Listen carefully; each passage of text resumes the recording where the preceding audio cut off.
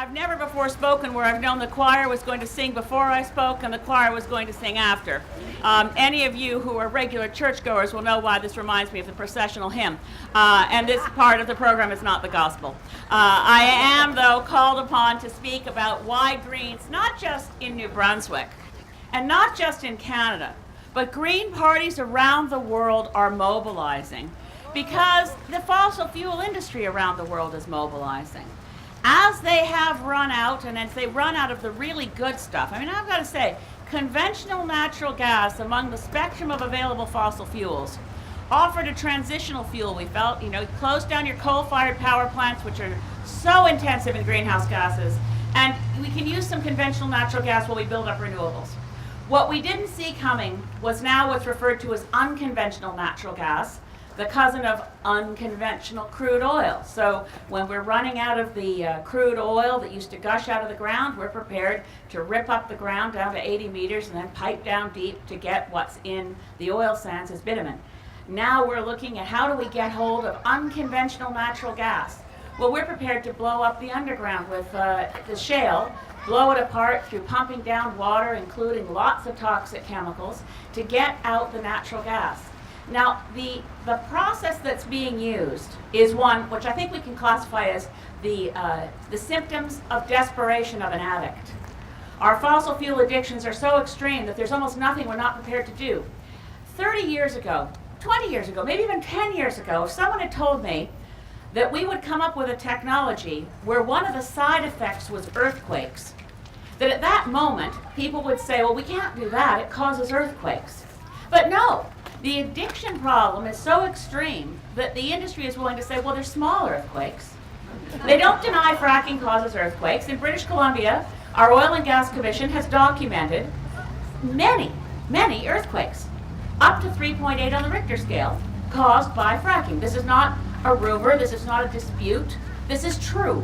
And the UK has documented fracking causes earthquakes. But somehow the addiction is so extreme that we want to continue down that road. And when we say, well, look, fracking natural gas actually gets toxic chemicals to where they can get into people's drinking water. They say, well, that could happen, but only if the casings leak. That's what happened in Pennsylvania, where it was documented by the Environmental Protection Agency in Pennsylvania, that a whole neighborhood had gotten toxic chemicals into their drinking water.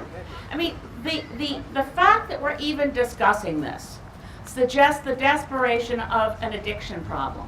So we ought to begin the way every good addiction problem can be addressed, through an intervention. And this public mobilization against fracking, which is not just Greens in New Brunswick, not just Greens in Canada, but Greens around the world. And the Greens in Germany have gotten their government to agree that and because they're in Parliament, of course, in large numbers, that there will be a moratorium on fracking development in Germany. We've managed to, in Bulgaria, there are countries around the world looking at this and saying no. There's Vermont, state of Vermont has said no. And now our province, our neighboring province of Quebec has put in place a moratorium. There are reasons. There are reasons to say no, and there are very few reasons to say yes. The reasons to say no start with the intervention. How do we deal with an addiction problem that even George Bush acknowledged? The United States, he said, is addicted to oil. Well, North Americans are addicted to fossil fuels. And there are better ways. And just as when you get out of an addiction you're healthier, so will we be healthier in a green economy where we create many thousand more jobs through the combination of energy efficiency steps, renewable energy, and we create more jobs, not less, in technologies that don't threaten existing industries, don't threaten our agriculture, don't threaten the health of our water supplies, don't threaten the health of our communities and existing jobs.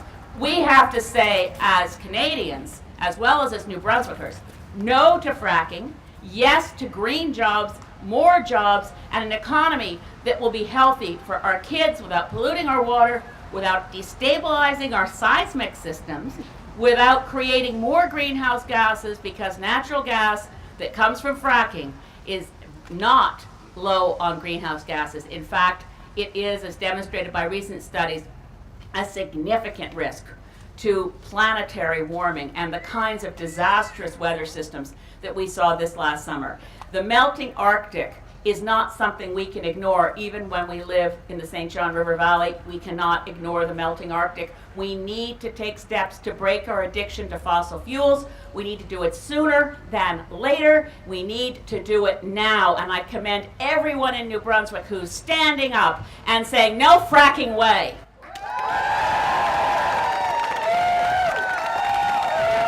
Thank you. There endeth the first lesson.